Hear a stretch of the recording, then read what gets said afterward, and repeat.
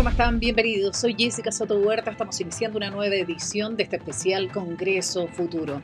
El encuentro con la ciencia y el conocimiento más importante de Chile y uno de los más destacados a nivel internacional, que nació en la Comisión de Desafíos del Futuro, integrada por los legisladores Carolina Goit, Francisco Chaguán, Alfonso Urresti y Juan Antonio Coloma, y que está presidida por el senador Guido Girardi y que cuenta con la colaboración de distintas universidades, además de la Academia Chilena de Ciencias, del mundo político, público y también social, además de los cientos de expositores que han participado en este encuentro desde el año 2011.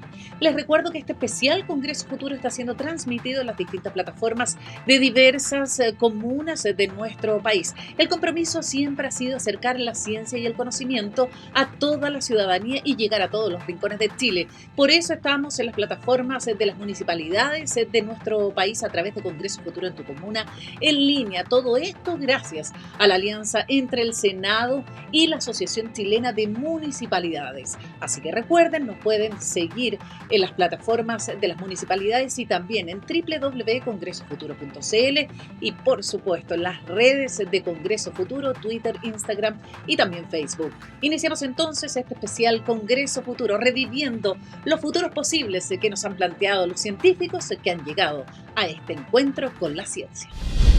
Nos quedamos con la visita que recibimos en el año 2017. Me refiero al Premio Nobel de Medicina 2009 Jack Szostak, biólogo molecular inglés quien indaga sobre el origen de la vida. Él recibió este galardón en 2009 junto a las expertas en biología molecular Elizabeth Blackburn y Carol Grader. El galardón reconocía el descubrimiento del papel de los telómeros y la enzima telomerasa a la hora de evitar la degradación de los cromosomas en la división celular. Nos quedamos entonces con la charla de Jack Szostak ofrecida en el año 2017. Un recorrido por los cimientos de la vida en el planeta. Aquí está.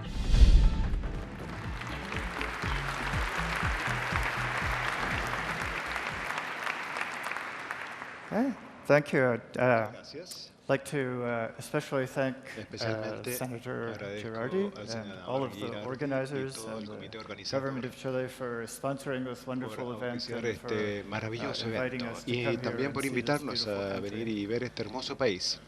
I'm going to talk to you, as Voy a Paul hablarles, como said, Paul ya lo about mencionó, how sobre we think life cómo got started pensamos when the que Earth was se very originó young. la vida But cuando before la I Tierra get recién into comenzaba. some of the Pero antes de details, ir a los I detalles, just want to emphasize quería that this enfatizar question, que esta which pregunta people have been que la gente thinking ha about estado for pensando all of history, por toda la is historia just now es simplemente coming to the ahora point que está llegando a un where we punto have the donde scientific tenemos tools las to herramientas begin to científicas para investigate comenzar a this. investigar And we have the hope y that tenemos in the la next esperanza que perhaps en decade la or two próxima we really década will vamos a understand poder this comprender at a deep realmente level. a un nivel más profundo. And I also want to Y también emphasize quisiera that enfatizar el although hecho this que, is a field of aunque este inquiry es that un doesn't campo have de interés obvious practical y no hay applications, aplicaciones I obvias, think that prácticas, el tema que understanding podamos how we comprender came to be cómo here and llegamos a estar acá understanding our y place in the comprender nuestro universe is a lugar en el very universo important es, part of sin our duda, culture. una parte And muy I think importante that's de a nuestra very cultura. Y strong así reason for es una pursuing this razón kind of importante para science. perseguir este tipo de ciencias. So, as Paul said, Como Paul dijo, we're interested, of course, in how life began on our cómo planet. comenzó la But historia now we en la know vida en el from planeta, pero the ahora work of sabemos our del trabajo astronomer colleagues de that we nuestros have colegas millions que or tenemos billions of millones y Earth-like miles de planets in millones our de galaxy otros planetas alone. en las And we all galaxias. are very Y curious todos estamos con as mucha to whether there curiosidad might be life para ver si out podría haber there vida también allá, or o whether we're alone si in the universe here. estamos solos And en el that all universo. depends Y on todo whether eso va a the depender transition de la transición from the environment, the del geology, ambiente, and la the chemistry of geología, a la young planet química de un planeta joven, to life, the a la emergence vida, of life, is el something that surgimiento de la is vida, que incredibly es algo que es difficult and therefore increíblemente rare, difícil y or raro a something la that's vez, o si very es algo easy, a fácil, simple pathway, un and camino therefore simple de seguir, life y por is lo tanto common la vida es and común everywhere in the universe. en todas partes del universo So, también. the astronomers are trying Así que very los hard astrónomos to están find tratando a second duramente independent example of life. mirando entonces los planetas que están alrededor de las estrellas. Y mientras tanto, nosotros podemos ir a los laboratorios y hacer experimentos simples para tratar de ver y comprender si existe un camino fácil de la química a la biología y a esta biología. Uno se preguntará entonces, ¿por qué ha sido tan difícil de comprender esto? La manera como yo lo veo y la razón es que la vida moderna es muy compleja. Uno tiene estas estructuras complejas, hermosas, en todas las células vivas. Y uno tiene una bioquímica muy compleja. Cualquiera que ha tenido que memorizar los caminos bioquímicos, hay mucha química ahí en todas nuestras células, como sabemos. Y subyacente a todo eso, tenemos un flujo de información compleja del ADN al RNA, a las proteínas, a la bioquímica. Y el tema que es especialmente difícil de comprender en términos de comenzar a hacerlo, es que cada parte de este camino, esta ruta, este flujo de información, depende de cada una de las otras. Uno no puede replicar el ADN si ya no tiene el RNA y las proteínas y los bioquímicos. Uno no puede hacer RNA si no tiene el ADN que lo codifica y las enzimas que lo constituyen, etc. Así es que durante muchos años ha parecido casi imposible imaginar una explicación racional para ver cómo este sistema interdependiente surgió de manera espontánea. 20 años atrás, Tom Chuck, Saltzman y otros descubrieron que las moléculas de RNA, las moléculas que están entre el ADN y las proteínas, el RNA, podría cumplir esas funciones. Podría tener la información genética, que los hemos sabido ya por mucho, y descubrieron que el RNA también actúa como enzimas, podría catalizar las reacciones químicas, y eso permitió que pudiéramos pensar sobre el origen de la vida de manera totalmente distinta, que la vida solía ser, y voy a tratar de volver ahora, muy simple. Células simples con moléculas de RNA que dirigían la bioquímica y la catalizaban su propia replicación. Lo que tenemos que comprender es cómo vamos de la química de un planeta joven a este tipo de vida bastante simple. Una vez que tenemos las células de este tipo, pueden evolucionar en el sentido darwiniano y el camino para una vida más compleja y finalmente hacia nosotros. Es más fácil de comprender entonces. Por lo tanto, para comprender eso, nosotros tenemos tres preguntas principales. Tenemos que comprender cómo las moléculas se hicieron, los bloques constructores de biología, cómo estas moléculas se ensamblaron en las primeras células vivas. Y también queremos comprender el ambiente en la Tierra primitiva que nos permitió que esto ocurriese. Por lo tanto, una de las cosas interesantes e irónicas, esta química que ahora pensamos, o al menos muchos de nosotros pensamos, que la vida comenzó esencialmente con cianuro. Hay muchas maneras en las cuales la alta intensidad de energía, digamos, de la radiación ultravioleta, los impactos, los truenos impactaron, hay nitrógeno, dióxido de carbono, un poco de hidrógeno, metano, podrían generar un cianuro.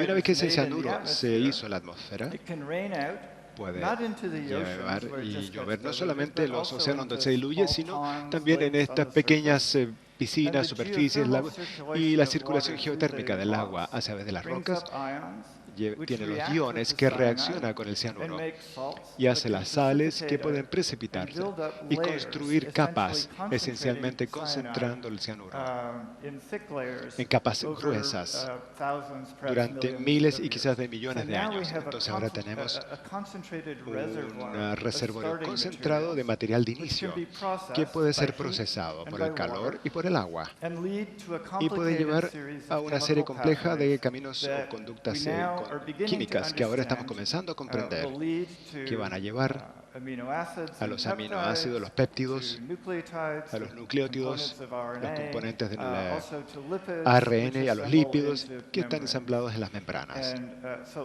Así que mucho de este trabajo se ha hecho por otras personas ya, mi colega John Sutherland, por ejemplo, y esto es un aspecto muy dinámico e interesantísimo de la química, donde realmente Estamos comenzando a comprender los detalles químicos que han llevado a la formación y los bloques constructores de la biología en las capas de la Tierra. Una vez que tenemos entonces estas moléculas adecuadas, la pregunta es, entonces, ¿qué ocurre ahora? ¿Cómo estas moléculas se unen y comienzan a interactuar como una célula viva? Y esa es la parte del problema que mi laboratorio se ha enfocado durante muchos años. Aquí tenemos un diagrama esquemático de lo que nosotros pensamos que una célula muy primitiva y simple, o protocélula, puede verse esencialmente una membrana celular hecha de simples moléculas encapsulando partes muy pequeñas del ARN. Ensamblando esta estructura, de hecho, parece ser bastante fácil de hacerlo, pero el problema interesante surge, y donde viene la complejidad, es cómo una célula de este tipo crece y se divide y se replica en su genoma. Antes de la evolución de cualquiera de las maquinarias complejas que nosotros tenemos dentro de nuestras propias células que se preocupan del crecimiento y la división. Y para responder esa pregunta tenemos que ver procesos físicos, químicos robustos. Tenemos que comprender cómo el ambiente puede proporcionar la química y las fuentes químicas de la energía y los procesos físicos que van a nutrir estas células primitivas y les van a permitir para que evolucionen y se conviertan en células más complejas. Por lo tanto, las dos partes de la pregunta, a un nivel simple, para las membranas celulares, cómo las membranas crecen y se dividen. Y esa parte nosotros ya la comprendemos bastante bien en la actualidad. La segunda parte es cómo ese material genético se copia, muta y se transmite a generaciones futuras. Y la química en el trasfondo de ese proceso es algo que es mucho más desafiante de entender. No sabemos todas las respuestas, estamos trabajando duramente para tratar de comprender la química de ese proceso. Ahora, en un minuto para hablar sobre las membranas de las células primitivas, tenemos un fenómeno muy hermoso donde una molécula simple, como vemos en esta diapositiva, ensambla de manera espontánea en las membranas, que son como las membranas de cualquier célula, y no requiere ningún proceso dirigido. Estas moléculas están en agua con un poco de sal, ustedes la agitan y obtienen estas estructuras maravillosas que pueden ver acá. Forman estas vesículas esféricas, tienen pequeñas vesículas internas y son muy interesantes y estructuras hermosas. Y sucede que tienen todas las propiedades adecuadas para una célula primitiva. Y en las últimas décadas, comenzando con el trabajo de Pierluigi Luisi, que va a hablar más tarde en esta conferencia, y muchas otras personas han estado trabajando en nuestro laboratorio, ahora comprendemos cómo estas células primitivas, estas membranas, pueden crecer y dividirse utilizando solo procesos físicos simples. Podemos estimular el crecimiento de manera muy sorprendente para hacer estructuras filamentosas. Y luego, si se agita en una piscina pequeña, que sería suficiente para hacer que estos filamentos se dividan y hacer células hijas. Y así van a tener un ciclo de crecimiento y división, impulsado puramente por el medio ambiente, donde no hay una maquinaria interna, por así decirlo. Para que la vida surja, de hecho, puede evolucionar y se puede convertir en algo más complejo. Tenemos que necesitar información genética, tenemos que tener moléculas que puedan codificar información y transmitir esa información a las células hijas. Así que en esta animación que ven en pantalla, lo que podemos ver es una vista de un solo filamento, una pieza de ARN en un ambiente químico rico, donde el ambiente flota y se asocian con sus pares y se ensamblan y construyen un segundo filamento complementario. Y tenemos un doble hélice, que es muy simple, es muy similar a una doble hélice de una ADN. Y lo que estamos buscando es la química que puede impulsar ese tipo de copia de información, el copiado de información. Este no es un problema nuevo de ninguna manera, por supuesto. La gente ha estado lidiando para comprender cómo esto podría ocurrir por más de 50 años ya. Y de hecho, comenzó. La gente era muy optimista. Hubo un trabajo inicial realizado por Leslie Orgel que mostraba el inicio de cómo esto podría darse. La gente estaba muy optimista, pero luego, a medida que tratamos de seguir avanzando, me quiero tener la próxima diapositiva, pero desapareció. ¿Podemos ir a la próxima diapositiva? Se volvió en algo obvio que había toda una serie de problemas difíciles que tenían que ser abordados. No está avanzando, desgraciadamente, la presentación. Bueno, la próxima diapositiva es una lista de todos estos problemas que hemos encontrado. Y casi todos están en el campo. Y en un punto se pensó que era casi imposible. De hecho, Leslie dijo que no funciona, desgraciadamente, la presentación. Bueno, son desafíos. Debido a todos estos desafíos, comenzamos a pensar que quizás era imposible. Todas estas preguntas, entonces, no tenían una respuesta obvia. Ahí está. Muy bien, ahí apareció. Estas preguntas no tenían una respuesta simple 50 años atrás. Comenzamos a pensar que quizás había algo que estaba antes del RNA, algún material más primitivo, fácil de elaborar o fácil de replicar. Pero a pesar de mucho trabajo, muy creativo, nada mejor que el ARNA ha surgido. Y la química que lleva a estos bloques constructores sugiere que la vida comenzó con el ARN. Y si eso es verdad, tiene que haber respuestas a todas estas preguntas que ven en pantalla. Y hace algunos años atrás, mi laboratorio, al igual que otros, comenzaron a volver y ver nuevamente a estas preguntas. ¿Hay algo que hayamos pasado por alto la primera vez, quizás pensamos? Y de hecho, debido a otros avances en la química y la biología, la respuesta es sí. Y ahora hemos resuelto la mayor parte, no todas, de estas preguntas que están en pantalla. Y pensamos que estamos muy cerca de poder replicar químicamente el ARN sin enzimas, sin una maquinaria interna. Y si podemos resolver los últimos problemas restantes, especialmente cómo llevar energía al sistema, entonces nosotros vamos a ser capaces de comenzar con esta cantidad de químicos, los vamos a ensamblar en el laboratorio de manera adecuada, los vamos a ensamblar en células y queremos ver cómo se dividen y crecen estas células, y especialmente queremos ver el inicio de la evolución de Darwin. Y si podemos llegar a ese punto, creo que vamos a haber hecho un paso significativo para comprender cómo la vida podría haber comenzado a inicios de la Tierra y cómo también podría haber comenzado en muchos otros ambientes que el universo contiene. Y con eso les agradezco su atención. Muchas gracias.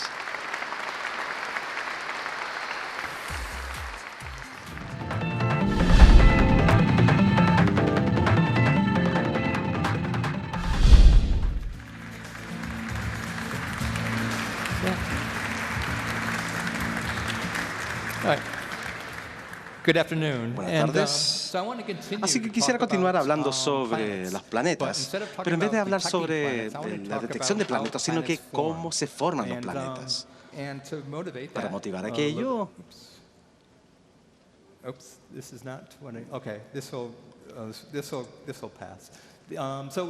bueno, tenemos estas.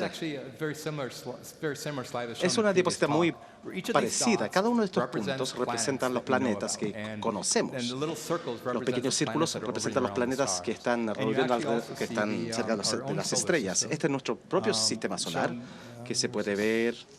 Eso representa nuestro sistema solar. Y se puede ver lo que es interesante sobre todos estos planetas que se están formando, es que la mayoría de su arquitectura es muy diferente de la nuestra, o de nuestro sistema solar, que lo hace bastante interesante. Quizás hay otros planetas, quizás que están más lejanos, parecía a nuestro sistema solar, pero son más difíciles de detectar.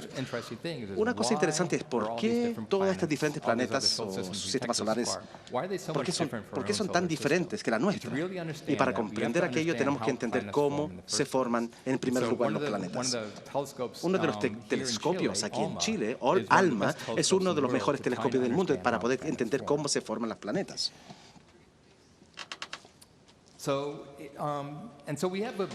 Tenemos un modelo básico de cómo creemos que se crean los planetas y estrellas. En el espacio interestelar hay grandes nubes, miles y miles de millones de kilómetros de tamaño, contenientes de microhidrógeno. Esos son los nubes más pequeños, otros son 100.000 veces más grandes. Pero razones bajo la fuerza de gravedad, estas nubes comienzan a colapsar y forman una estrella de cientos de miles de millones de kilómetros a simplemente 1.000 de kilómetros de tamaño para formar una estrella. Pero al crearse esta estrella hay un disco giratorio de gases. Este disco es donde se forman los planetas. Aquí es donde nuestro sistema solar se formó tantos años atrás, y ahora se están formando estrellas que son millones de años y ahora contienen estos discos giratorios de gas y polvo. Y ahí es donde se crean los planetas. Esta no es una idea nueva, sino que el filósofo alemán Immanuel Kant propuso esta idea hace cientos de años. Y ese modelo básico aún es válido. Aquí hay una foto más moderna de cómo se forma un planeta.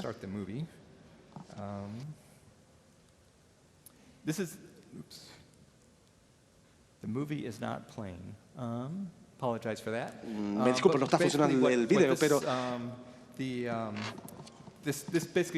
representa básicamente el polvo y los gases alrededor del planeta. Y al planeta, cuando se gira alrededor del planeta, se acumula más material, gas y polvo, y se acumula y se agranda. Y al tornarse más masivo, comienza a crear estas brechas dentro del disco, porque hay tanta masa y tanta gravedad ahí. De hecho, se despeja una succión del disco. Y esto básicamente this is life on its own. Este es el resultado final después de un par de millones de años, cuando el planeta en sí se ubica aquí, dentro de este círculo. Y este material negro aquí representa una brecha que se forma alrededor del disco. Esta es la brecha que ha creado el planeta al orbitar y gira alrededor de la estrella. Y se puede ver estos patrones espirales. Y esta interacción gravitacional de este planeta, junto con el gas y el polvo que lo rodea, crea una espiral, un patrón de espiral, y por lo tanto esto es idealmente lo que nosotros detectamos. Podemos detectar la formación del planeta dentro de estos discos alrededor de estas estrellas jóvenes. Y aquí es donde ALMA entra en juego. ALMA entonces es un telescopio bastante nuevo, operacional desde hace 6 o 7 años, ubicado en el norte de Chile. Y es el telescopio más potente del mundo, de su tipo. Mucho más potente muchas veces más potente que otros telescopios similares en el mundo. Y lo que puede hacer ALMA es detectar el polvo y el gas dentro de este disco. Y el polvo dentro de estos discos quizás son milímetros de tamaño. Es como un grano de arena, pero están distribuidos alrededor. Pero ALMA, incluso si están muy, muy lejanas, estos discos y estas estrellas, ALMA puede detectar estos pequeños granos de polvo. Y también detecta el gas. Entonces, esta es una de las razones principales por qué se creó ALMA. Hace un par de años estamos probando una de las nuevas capacidades de ALMA y vimos una estrella muy joven. Quizás todos lo han visto. Esa es la imagen de una estrella que se llama HL Tau. Y en la parte superior a la derecha demuestra que la imagen muestra el polvo que produce ALMA alrededor de esta estrella, y se puede ver este nido de anillos oscuros.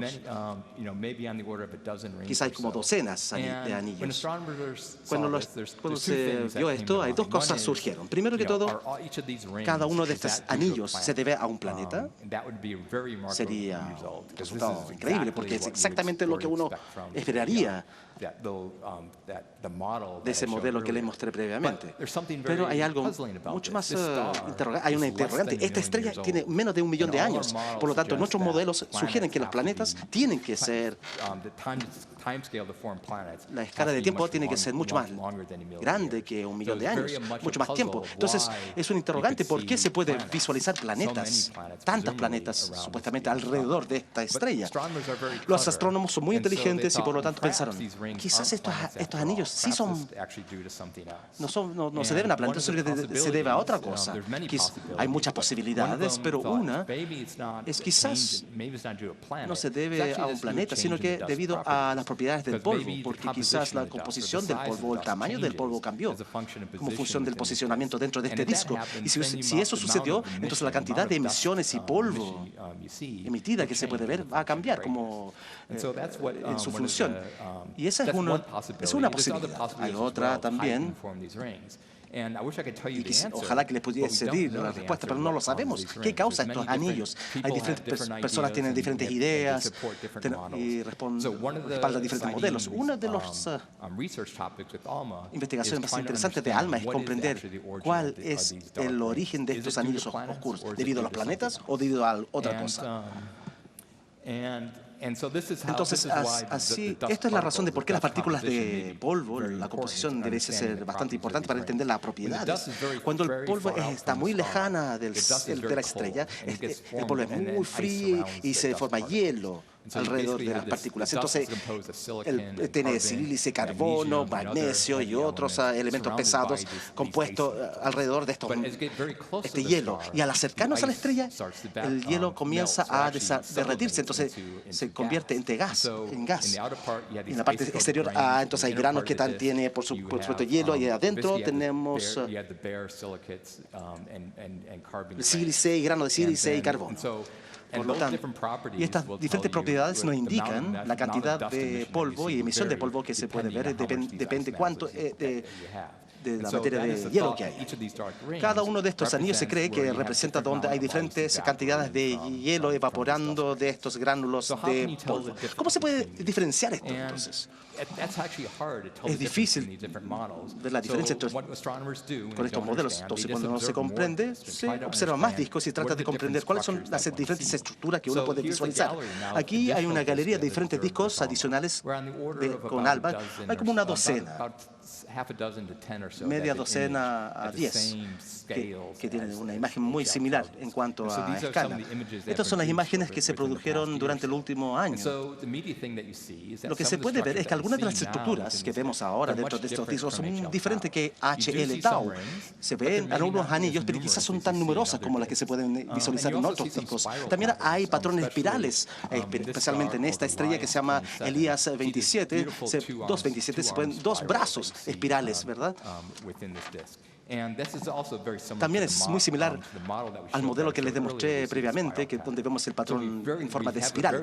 Entonces tenemos una inclinación de que el espiral se debe a una formación de planeta, pero también hay diferentes estructuras de forma de anillo que realmente no comprendemos, y eso es lo que estamos tratando de hacer. Hay otras pistas que podemos representar aquí. Bueno, estudiando el polvo, pero también hay gas dentro de estos discos. La mayoría del gas es hidrógeno molecular, pero también hay las moléculas como monóxido de carbono, formaldehyde. Podemos copiar la distribución de estas moléculas dentro de estos discos utilizando el telescopio ALMA. Y se puede comprender cuál es la composición del gas y no solamente nos indica la composición de los planetas que se formaron, también se puede ver cómo el gas, la composición del cambio cambia con la posición funcional del disco, cambia dentro de estas brechas, dentro de los discos. Todas estas cosas son diferentes pistas para comprender cuál es el origen de estas brechas, de dónde se formaron estos planetas dentro de estos discos. Estos son 4 diferentes imágenes del mismo disco, una imagen del polvo y las otras 4 imágenes son de las moléculas. Ven que si uno ve el disco y el polvo o el gas, se puede ver diferentes estructuras. Esto representa las diferentes composiciones químicas dentro del disco, cómo se puede rastrear. Entonces, realmente eso es algo muy importante para ALMA. o lo que está haciendo ALMA. Otra cosa que vamos a ver pronto, este año tenemos un detector nuevo que se está instalando en ALMA, comenzando en marzo. Podremos mapear también el agua dentro de estos discos. Si hay vapor de agua dentro de estos discos, que es muy vital para comprender la formación, la creación de la vida dentro de estos planetas, porque con el tiempo el vapor de agua estará formando la atmósfera de estos planetas y con el tiempo a océanos líquidos en algunos de estos planetas también. Entonces, a más tarde este año vamos a mapear el vapor caliente de agua que se asocia dentro de estos discos, que va a ser una pista también para comprender estos anillos. Así que podemos visualizar cambios en la cantidad de vapor de agua al visualizar estos anillos oscuros y cuando no se ven. ¿Cuál es el objetivo que quisiéramos con esto? Entonces, si tratando de pronosticar a 10 años más, lo que me gustaría ver, lo que sería una prueba, es que si podemos ver un planeta que se está creando, ubicado dentro de estas brechas, no se puede detectar el planeta con ALMA, pero lo que podemos es utilizar otros telescopios, hay muchos aquí en Chile, de hecho, para detectar el planeta con ondas infrarrojos. Entonces, VLT, que es otro telescopio aquí en el norte de Chile, es uno de los mejores telescopios del mundo para tratar de realizar esta acción. Pero aún así, estos telescopios son como 8 metros de diámetro y quizás no sea lo suficientemente grande. Entonces, están creando otro telescopio en Chile, 39 metros de diámetro. Y quizás tendrá suficiente potencia para poder detectar el planeta dentro de las brechas de estos discos. También hay telescopios espaciales que van a ser James Webb, JWST. Ese tendrá potencial de detectar esos planetas dentro de discos. Durante los próximos 10 años, entonces, lo que se espera poder ver, va a haber mucho esfuerzo para detectar planetas dentro de estas brechas de estos discos. Y si eso ocurre, será un momento muy importante porque realmente confirma que estamos viendo la creación y formación de planetas dentro de estos discos. Y con eso, muchas gracias. Ahí estaba John Carpenter con esta exposición de 2018, El origen de los sistemas solares, investigador del proyecto ALMA al que se sumó en 2015, asumiendo el cargo de científico jefe del observatorio. Hace algunas semanas habló en la prensa sobre los efectos del COVID en la observación astronómica y señaló que el cierre de los observatorios dejaría 2.000 horas perdidas de trabajo con los ojos puestos en el universo. Junto a él hacemos un breve alto en este especial Congreso Futuro, reviviendo los futuros posibles de cientos de científicos que han visitado este encuentro con la ciencia y el conocimiento más importante de Chile y uno de los más destacados a nivel internacional. Volvemos.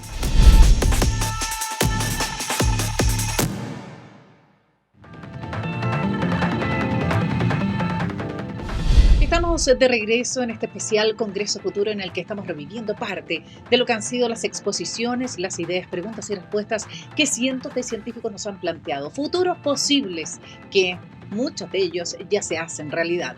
Nos quedamos con Ciencia Nacional. Alejandro Mas, doctor en matemáticas, director del Centro de Modelamiento Matemático de la Universidad de Chile, creador del Laboratorio de Bioinformática y Matemáticas del Genoma de la misma universidad.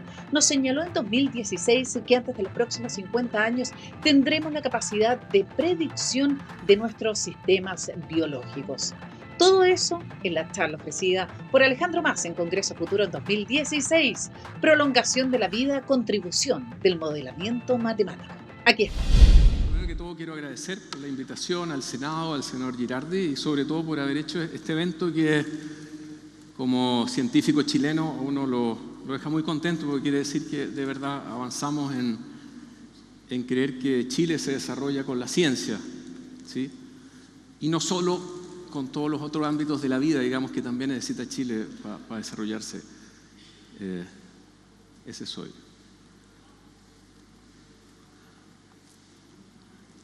La verdad es que tenía 2 títulos, le pido disculpas a los que vinieron a la prolongación de la vida. Yo estaba en la sesión de especie humana camino hacia una revolución tecnológica. La verdad es que la reflexión no es muy diferente, ¿sí? Sobre todo desde la perspectiva de un matemático y en la mía personal también de haber trabajado con biólogos de hace casi 12 años, donde sobre todo para la prolongación de la vida o para el desarrollo tecnológico que ha tenido Chile desde la biotecnología, sobre todo,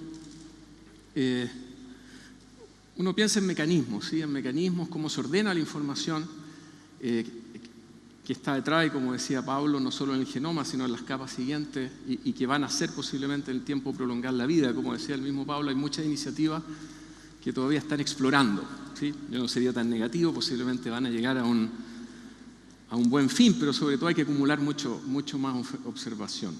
Quizás reduciría esos dos títulos en otro que se llama mejorar la vida. Posiblemente sí podemos mejorar nuestra vida, haciendo mucho esfuerzo genómico y mucho esfuerzo de modelamiento, para hacerle un poco propaganda a lo que hacemos los matemáticos.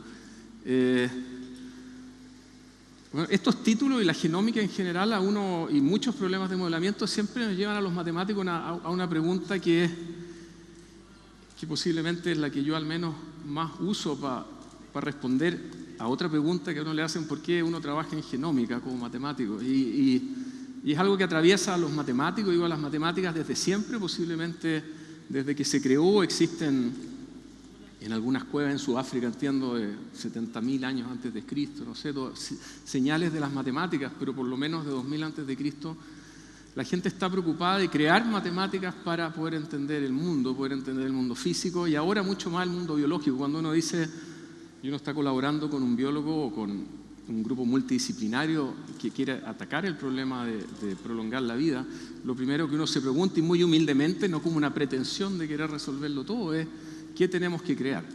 Típicamente las matemáticas y las intuiciones que uno ha tenido durante muchos siglos necesitan una nueva implementación, o posiblemente necesitamos realmente pensar en otros paradigmas que van a servir para arreglar eso. Y lo más importante es que no solo un lenguaje, para los que a lo mejor le tenían susto a las matemáticas, el colegio no es un lenguaje, en realidad es mucho más que eso. La matemática vive en los objetos, vive en lo que uno mira, vive también en las teorías propias que ya tiene, y le da contexto al soporte tecnológico y le da al progreso tecnológico. Sin duda, como decía antes, viene de muchas áreas. En Chile desafíos llegan de todos lados, de la minería, la sismología, por supuesto, la astronomía, la biología, la biotecnología. De muchas áreas en Chile llegan desafíos para las matemáticas que requieren y nos tensionan y quieren que creemos más matemáticas. Pero algo que también no es menos importante es que posiblemente lo que ha hecho sobrevivir a las matemáticas tantos años y ser un elemento importante en la colaboración para el desarrollo en la biología es que también hay intuiciones propias, y esas intuiciones propias que van lentamente avanzando muchas veces terminan resolviendo problemas y objetos de la naturaleza. Esto puede resultar una provocación, pero el gusto personal, posiblemente uno de los inventos más hermosos del hombre. Y como decía un colega ayer, Servet Martínez, posiblemente el que más ha durado. Y por eso que, de alguna manera, y en esa motivación está el hecho de querer entender la biología desde la matemática, y no solo desde la biología, porque hay muy buenos biólogos que lo están haciendo. Y quiero poner algunos ejemplos, no son de la biología, son simplemente de lo que nos pasa todos los días. Posiblemente a mí Google me impactó potentemente. Cuando yo hice mi tesis de doctorado en Francia, buscar información científica era imposible con los buscadores de la época, en los años 90. Google nos cambió la manera de hacer ciencia, nos cambia la vida hoy día, todos los días, cuando queremos buscar un pariente, alguien dice algo en un café, y uno se mete a Google y cambia su vida porque entiende a lo mejor lo que le están diciendo. Y para ligarlo con lo que decía antes, tiene mucho que ver Google y tiene mucho que ver toda esta revolución de muchos datos que uno está produciendo y muchos datos que uno quiere entender hoy día, gracias a esta baja de precios en muchas áreas, es que había probabilidades que se habían consolidado en el siglo XX. Ahí pongo la foto de uno de los matemáticos rusos más importantes del siglo XX para poder formalizar el azar, ¿sí? Y que nos sirve hoy día incluso para inventar azar donde no lo hay, para resolver problemas tecnológicos o de la vida de todos los días. Y un segundo ejemplo que me encanta, posiblemente porque es el área donde trabajo, que es la teoría ergódica y la teoría de la información, es esta fórmula y muchos derivados de esta fórmula, ¿sí? Quiero ser muy simplista, que cambiaron la vida de las comunicaciones. Es decir, una fórmula que de alguna manera empaquetó lo que significa información del punto de vista matemático. Y no es simplemente una fórmula, es una fórmula que realmente capturó la naturaleza, ¿sí? Y la capturó, por supuesto, basándose en otras observaciones de la naturaleza al fin del siglo XIX con Boltzmann y la mecánica estadística. Problemas que eso resolvió, que es algo que a lo mejor uno no se pregunta todos los días, pero algo que ocurre. Es decir, tenemos genios de la música como Mozart, Bach, etcétera, que se le ocurre cualquier cosa. Es decir, se le ocurre tan cualquier cosa que uno podría pensar que cualquier secuencia de 0-1 es su imaginación y suena bonito, pero resulta que yo tengo que guardarlo en un compact disc, tocarlo en un Walkman, no sé, eso era de mi época, no sé cómo se llama ahora, de hecho, en un celular. Pero eso tiene muchas restricciones y es el hecho de entender la información que hace que uno puede codificar y poner la imaginación ilimitada de Mozart en un dispositivo. Y eso es una fórmula, de alguna manera, y algunos teoremas, por supuesto. Algunos teoremas, de hecho, que fueron formulados en Watson Research, donde trabaja Pablo, por Roy Adler hace años. De hecho, es tan potente el descubrimiento que cuando uno entra a Watson Research, en algún lugar que no recuerdo, dice Roy Adler, el descubridor de la entropía topológica. ¿Sí? Porque hizo que las comunicaciones de alguna manera cambiaran con mucha otra gente, por supuesto. Y quiero terminar esta primera parte matemática para hacerle honor a lo que hacemos como matemáticos. Quiero mostrar la foto de Terence Tao, medalla Fields, es decir, especie de premio Nobel para las matemáticas. Posiblemente el matemático, en lo personal, más versátil, joven que existe hoy día, que se interesa no solo en las matemáticas puras, pero se interesa naturalmente por las matemáticas que él hace en que ellas sean aplicables. Y posiblemente quiero terminar esto antes de pasar a las cosas más biológicas, diciendo que matemático no es un ser estático puesto en una oficina, posiblemente con papel pizarrón de tiza sobre todo, y un basurero, uno dice porque se equivoca mucho. Pero además alguien que está interesado, y uno está interesado que efectivamente incluso de teorías sofisticadas tengan un impacto, ¿sí? Tener buenas intuiciones, y eso es lo que estamos trabajando siempre para que si uno quiere prolongar la vida o mejorar la vida, ocurra. Terence Tao, de hecho, hace poco tiempo decía que, siendo un tipo muy teórico, decía que le sorprendía gratamente cómo las teorías terminaban siendo aplicadas en objetos concretos. En el caso de él hay algunas aplicaciones muy bonitas que tienen que ver con comprimir la información. Es decir, uno guarda mucha información y la verdad que comprimirla es un problema. ¿Sí? Muchas cosas que uno hace todos los días parecen muy naturales, pero son muy difíciles de hacer. Y comprimir la información es algo que tiene mucho que ver con la genómica. ¿Sí? De alguna manera, el genoma y de cada una de las especies que uno tiene comprimida mucha información ahí. Información que está estructurada de tal manera que todavía no solo, es decir, miramos el genoma y todavía nos hacemos preguntas. Sobre todo nos hacemos preguntas de cómo los objetos que están ahí adentro terminan interactuando entre ellos y con otros objetos que se introducen a la célula, e incluso cómo se mandan señales de una célula a otra, simplemente codificando y comprimiendo la información en un objeto compacto, en el caso del ser humano, con algo así como todas esas libros de teléfono que mostraba Pablo hace un rato. Y para poner un poco el contexto, otro contexto también de la genómica, tiene que ver con esto de medir. En general uno mide, acumula y acumula datos, y la verdad que lo que está buscando es generar información. Y esto que nos bajan los precios nos hace atrevernos mucho más a explorar, y posiblemente tenemos mucho más información de lo que podemos manejar, pero es necesaria. ¿Sí? Es decir, cada uno de los secuenciamientos que se han hecho muy caros desde la época del genoma humano, un ejemplo, las bacterias para la biolixiviación bacteriana de cobre, recuerdo que cada una de ellas costó $300.000, el gerente de la empresa se ponía nervioso con eso.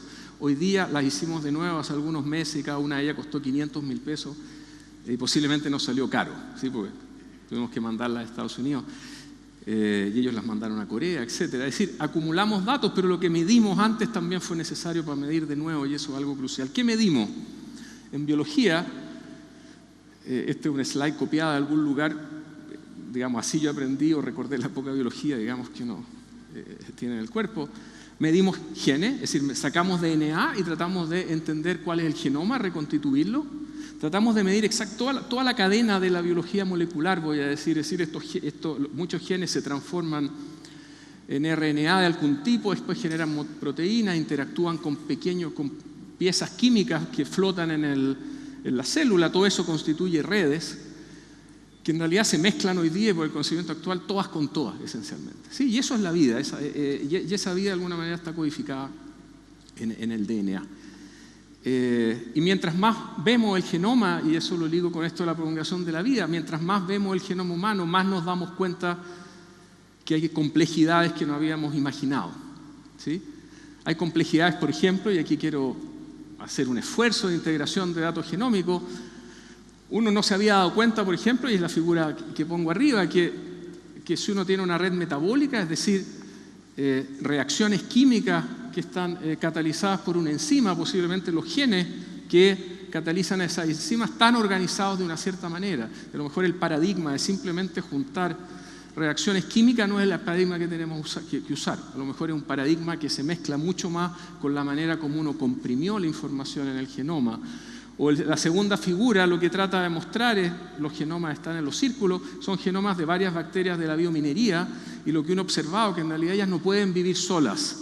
Si yo quiero hacer un proceso de biotecnología, no es ácido Bacillus ferroxidans, que era la bacteria clásica de la que uno hablaba para la biominería, son muchas de ellas juntas, y esas flechas que están ahí lo que tratan de indicar es que sus procesos metabólicos están ligados. Es como si fuese un organismo, como el último ejemplo de Pablo, digamos, como si fuese un organismo que borró sus fronteras para poder trabajar. Y lo último, una red de regulación génica, que posiblemente es lo que más hoy día tiene mucho valor, porque es ahí donde está la regulación de los procesos que uno está mirando, y que uno quiere entender todas esas flechas, posiblemente modificar solo aquellas que son necesarias para no destruir al organismo. Y como matemático, por supuesto, uno quiere predecir, quiere constituir ese universo para poder predecir cosas.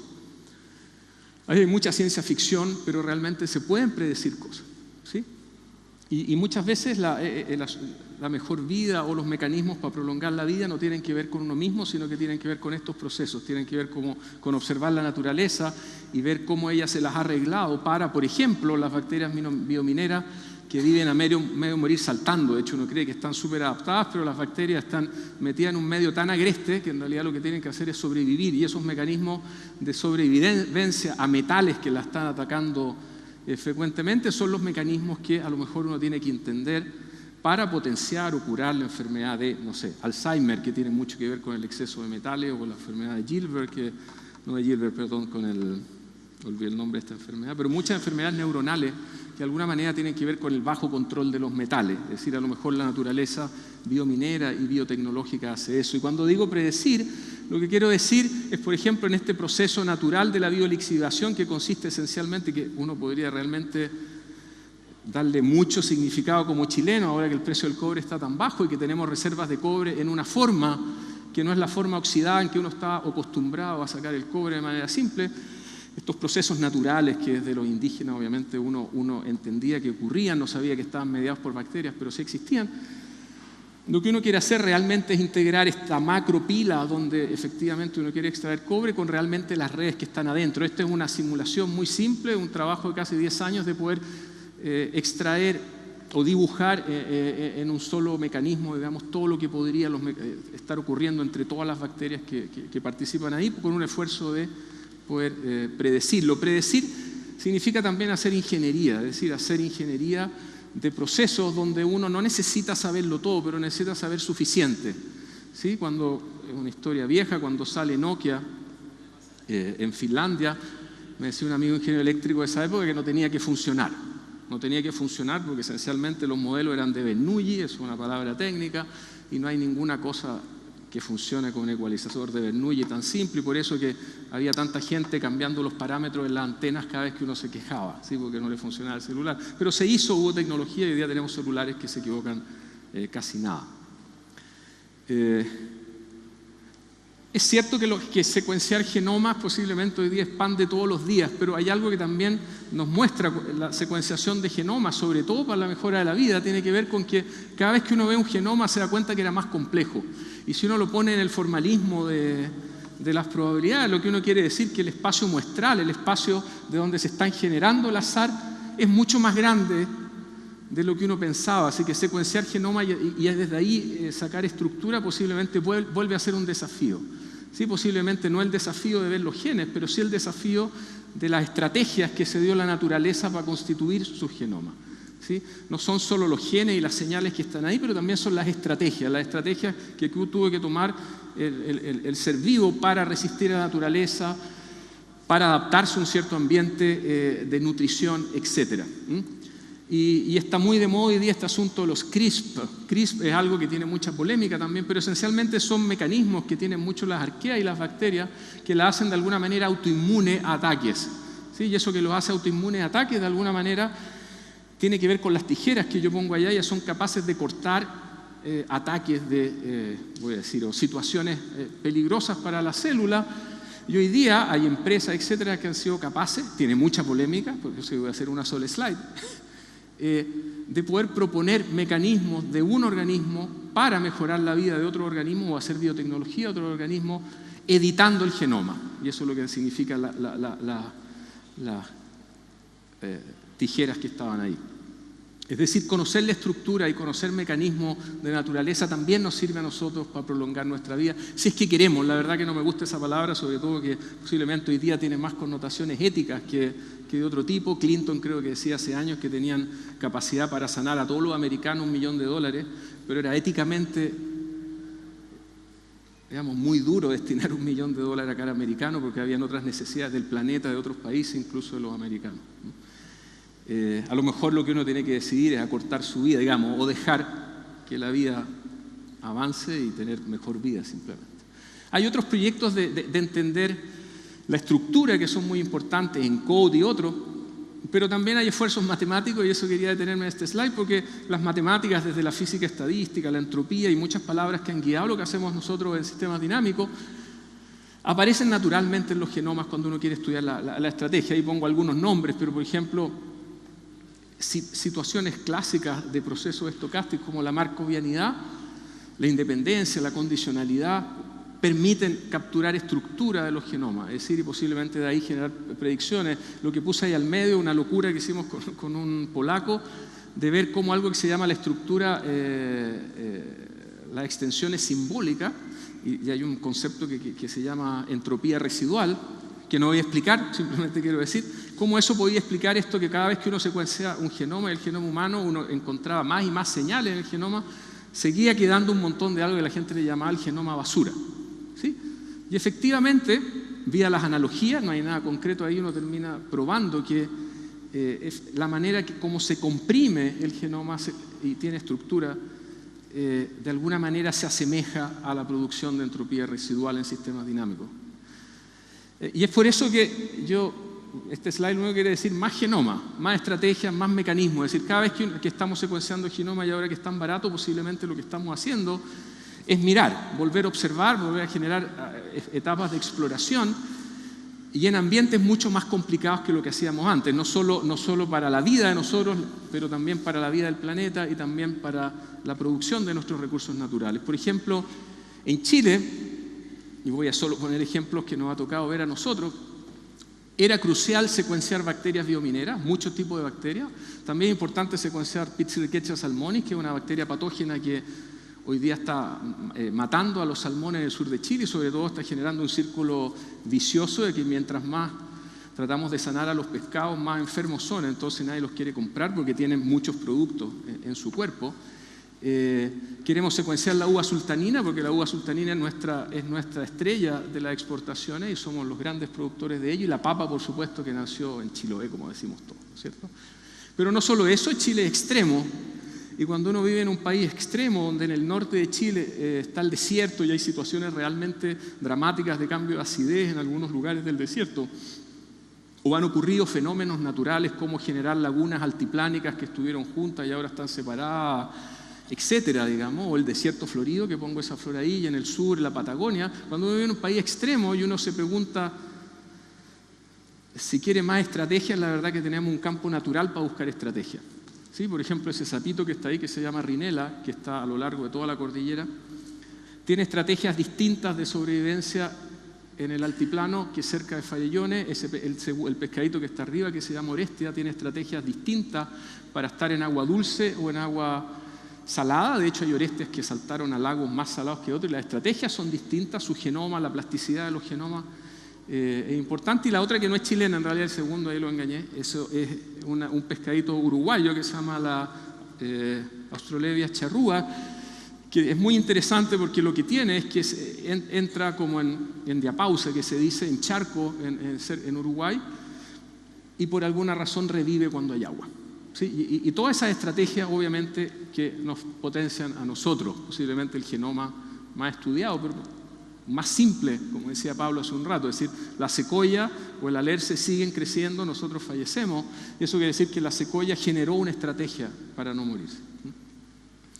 Solo un segundo para decir por qué tiene sentido esto, además de secuenciar. No tiene solo sentido porque voy a descubrir el genoma, porque en el propio proceso de secuenciar uno se da cuenta que el genoma tomó una estrategia para sobrevivir. Y eso simplemente para decir que recordar nuevamente, volver al colegio, decir que quiero tomar la secuencia ACGT y descubrirle idénticamente lo que está en el ADN y poder tener ese repertorio que está al lado. Lo que uno quiere a través del secuenciamiento también es entender cómo se estructuró el genoma. Y uno se da cuenta, en muchos genomas que uno secuencia después de la estrategia clásica, que no encontró el genoma. ¿Y por qué no encontró el genoma? Porque el genoma tuvo una estrategia de desarrollo respecto a su medio ambiente que lo cambia respecto a lo mejor de los genomas que yo ya había encontrado. Voy a darles un ejemplo después, pero simple. Como decía Pablo, lo voy a hacer muy rápido, secuenciar un genoma es una estrategia relativamente simple inicialmente que tiene que ver con que yo quiero reconstituir una carta que me mandaron y lo que hago es que la corto en trocitos pequeños, las formas son un poco distintas hoy día y en eso consiste la tecnología. La tecnología lo que ha logrado es hacer piezas cada vez más inteligentes y piezas también cada vez más largas y con pocos errores, porque obviamente también las piezas tienen errores y lo que uno hace es produce esas piezas y trata de armar el puzzle. Ahora el punto es que esas piezas, si yo quiero armar el puzzle en general, son disjuntas. Entonces es como tener que adivinar. Entonces lo que uno hace, en vez de cortar las piezas una vez, le pide a una segunda persona, ojalá independiente, que produzca sus propias piezas, a una tercera, una cuarta, una quinta, una sexta, no sé, a muchas personas, de manera de poder después ponerlas una arriba de la otra, y por este sobrelape y el hecho de que la gente es independiente de una de la otra, entonces va a cortar en lugares distintos, vamos a tener suficientes sobrelapes para generar, si tenemos mucha suerte, el genoma que está arriba, que es la línea azul que puse ahí, y por supuesto una excelente bioinformática que va a hacer el trabajo. En general hay ideas matemáticas detrás, un grafo típicamente son ideas antiguas, pero que vuelven a tener de la ciencia de la computación y las matemáticas que vuelven a tener relevancia cuando uno hace esto, porque lo que uno hace es compactar esta información y tratar de recorrer un camino y ojalá sea único. Y uno muchas veces se da cuenta que el camino no es único, porque esto consiste más o menos en lo siguiente, y voy a hacer una sola de las estrategias de los genomas y no son todas. Yo quiero hacer ese puzzle, pero alguien malo fue y me lo duplicó. Esperó un cierto tiempo, todas las piezas son iguales y a lo mejor algunas de ellas mutaron, a lo mejor otras no mutaron y después me lo duplicaron de nuevo. De hecho, esta fue la estrategia del salmón y de muchos peces, ¿sí? Ploidizarse, no sé cómo se dice, es decir, multiplicar sus cromosomas en 2, en 3, en 4 y a lo mejor además insertar piezas. ¿Y uno qué es lo que tiene al final? Al final lo que uno tiene es un objeto que sufrió en la evolución un montón de operaciones y después tengo las piezas. ¿Sí? Me pongo a armar el puzzle, si nunca hubo ninguna mutación, posiblemente lo que voy a hacer es hacer un borde, como siempre, ¿sí? Entrar hacia arriba, terminar el puzzle y me van a sobrar un montón de piezas. Voy a armar el puzzle de nuevo y lo voy a tener 4 veces armado. Eso sería fácil. El problema es que muchas de estas piezas mutaron y cuando estas piezas mutaron, a lo mejor no voy a ser capaz de unirlas. Y es ahí donde aparece la estructura del genoma. Y las estrategias que aparecen aquí son 3 ejemplos que nos tocó mirar. Por ejemplo, Austrolevia, este pescadito uruguayo, la estrategia que tiene es de repetición para poder sobrevivir a este medio que se le acabe el agua, que crece el agua y hacer diapausa, tiene un 70% de su genoma repetido. Esta flor del desierto, que obviamente tiene que resistir y los mecanismos importantes de ella tienen que ver con que no hay agua también, ¿sí? Y de repente crecen cuando llueve, ¿no es cierto? Y uno se va a la tercera, cuarta, no sé, tercera, segunda región a mirarla. Lo que hizo fue generar mucho SNP, uno dice, mucha heterocigosidad. ¿Sí? ¿Y qué significa eso? Que esencialmente entre los 2 alelos de la planta hay muchos lugares que son distintos. Esa es otra estrategia. Y estos salmones grandes, este no es el salmón del Atlántico, este es un salmón que estamos ensamblando ahora en Chile, que es el salmón americano, que es el salmón chinook, con gente americana. Lo que estamos haciendo ese genoma lo que tiene es que es pseudotetraploide. Esencialmente le pasó lo que le pasó al puzzle, pero además retrocedió en algunos pedazos. Entonces, armarlo es muy difícil. ¿Y por qué uno lo quiere armar de manera tan exacta? Se podría preguntar uno, si a lo mejor de manera inexacta están los genes, porque eso va a indicar en al menos 70 especies de salmones ¿Cuál es la evolución? ¿Sí? Y la evolución tiene estrategias, y las estrategias nos sirven para hacer mejoras en el futuro, en particular la nutrición de los salmones, en particular la resistencia a enfermedades, etcétera, que tanto necesitamos hoy día. Ahora, cuando el genoma se pone complejo, hay que usar máquinas complicadas. En Chile tenemos una super máquina que se llama Lautaro, Leftraru en Mapudungú, que está hace poco menos de un año y que efectivamente está permitiendo, en particular, que hayamos ganado la licitación para hacer el Chinook en Chile y no en otro país. Y la historia del salmón chileno, voy a decir, del Atlántico, es interesante porque posiblemente tiene que ver con que Chile entró temprano a la genómica. Chile no entró a la genómica tarde y Chile no entró en bueno, bonito y barato, entró bien.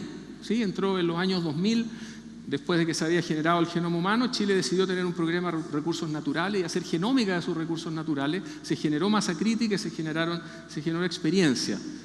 Y hace algo así como 5 o 6 años, Chile siendo un gran productor de salmón, los canadienses siendo grandes ecólogos del salmón y los noruegos, por supuesto, la gran competencia en la producción del salmón con nosotros, se unieron los 3 países con aportes de los 3 países a hacer uno de los programas más entretenidas, yo diría, de ensamblar genomas complejos. Se liberó en junio del año pasado y ya está siendo útil desde el punto de vista biotecnológico, pero sobre todo están apareciendo estructuras que no se habían visto antes, estructuras de replicación.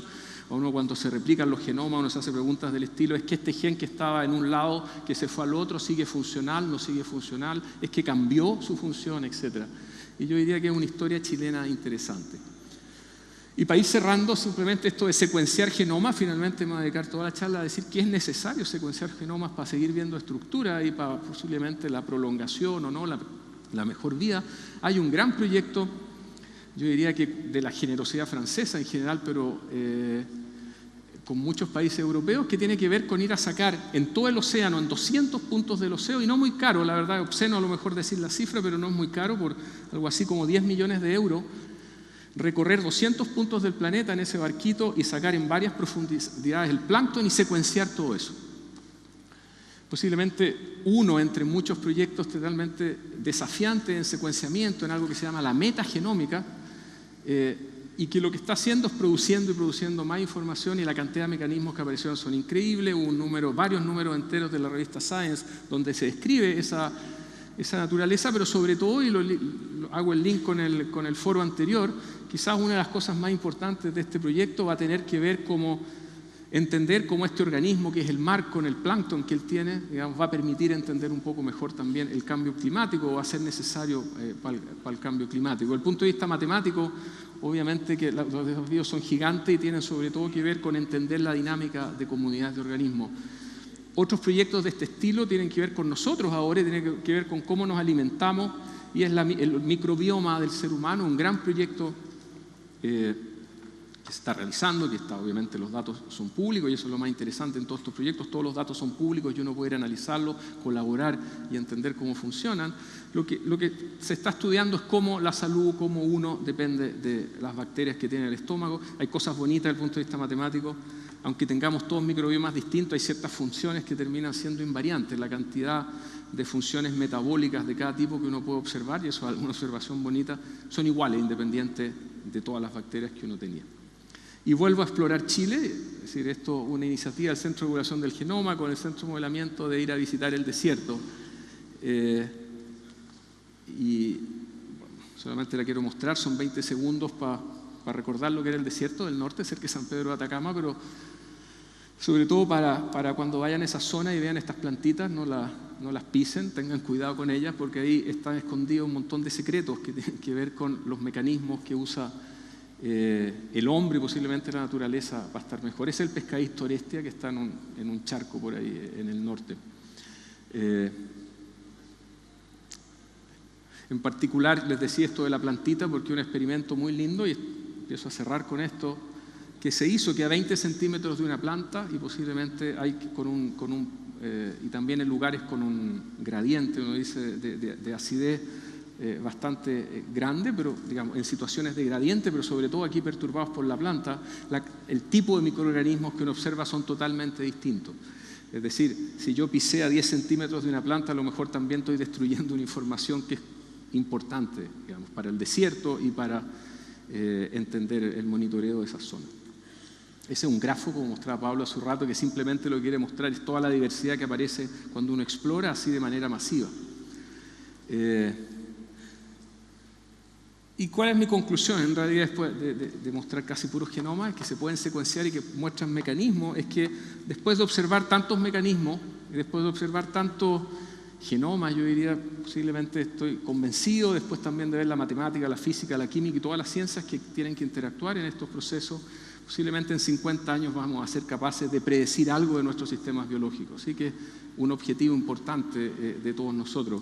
En particular, lo que les decía hace un rato, predecir cómo el salmón y su hospedero, digamos, y su patógeno se linkean. Esa es una reconstrucción a escala genómica del metabolismo de la bacteria, que ya está dando luces, de hecho, de cómo son sus estrategias para asociarse al salmón, o cómo efectivamente la biolixiviación bacteriana de cobre va a ser una actividad ecológica tremendamente productiva, producir el cobre nuestro en 50 años más, o posiblemente cómo todas estas estrategias, digamos, distintas de la zona extrema nos van a servir para generar sensores biológicos. Sensores biológicos, a lo mejor en la semana alguien habló de estas ideas de poder introducir con nanotecnología sensores, pero a lo mejor basados en estrategias biológicas para entender nuestro cuerpo, monitorear el cambio climático. Este es el ¿cómo se llama? Este es el glacial Serrano, cerca de Puerto Natales, donde uno observa claramente que se va destruyendo. Y para terminar, volver a nosotros. Como chilenos, somos una mezcla, ¿sí? Una mezcla de la gente que vivía en estos territorios cuando llegaron los españoles, y esa mezcla se produjo muy rápido, ¿sí? Esa mezcla después de muchos años, e incluso la historia anterior a los mapuches, a los aymara, etcétera, a las poblaciones chilenas, hace lo que somos hoy día. Nuestra nutrición también hace lo que somos hoy día, y eso hace que, si bien es cierto, hay genes únicos que determinan algunas enfermedades, en el hemisferio norte no necesariamente son las nuestras. Nosotros tenemos islas y lugares donde casi la población no se ha vuelto a mezclar desde los inicios, y eso es algo que también tenemos que tomar en nuestras manos para nuestra propia prolongación de la vida. En Chile hubo un proyecto que se llamó Chile Genómico, que terminó produciendo, y también una iniciativa propia del Centro de Regulación, terminó produciendo cerca de 30 genomas de chilenos.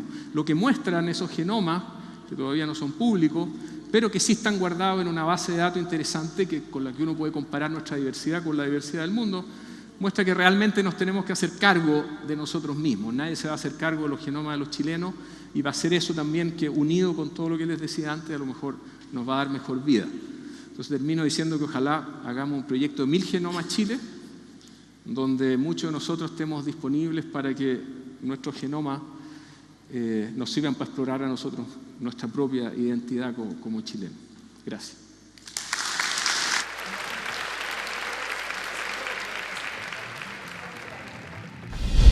Ahí estaba la charla ofrecida por Alejandro Mas en 2016, prolongación de la vida, contribución del modelamiento matemático. En aquella oportunidad de la charla, si se dan cuenta, antes de concluir, aparece Alejandro Mas diciendo y hablando acerca de la posibilidad de hacer un proyecto de 1000 genomas, donde ojalá estén todos disponibles para que nuestros genomas nos permitan analizarnos a nosotros mismos. Les comento que ese proyecto 1000 genomas 2020 sí existe. Si quieren conocer más, www.milgenomas.cl. En la actualidad se encuentran trabajando en el análisis genómico del virus causante del COVID-19. www.milgenomas.cl. Soy Jessica Soto Huerta, gracias por habernos acompañado en este especial Congreso Futuro, reviviendo los futuros posibles de cientos de científicos que han llegado a este encuentro de la ciencia y el conocimiento más importante de Chile y uno de los más destacados a nivel internacional. Les recuerdo que estamos transmitiendo este programa en las distintas plataformas de las municipalidades de nuestro país a través de Congreso Futuro en tu Comuna en línea. Todo esto gracias a la alianza del Senado con la Asociación Chilena de Municipalidades y en el compromiso de acercar la ciencia y el conocimiento a todos los rincones de nuestro país y a toda la ciudadanía. Gracias por acompañarnos. Los dejo invitados a que nos juntemos en una próxima edición de este especial Congreso Futuro para revivir los futuros posibles. Nos vemos.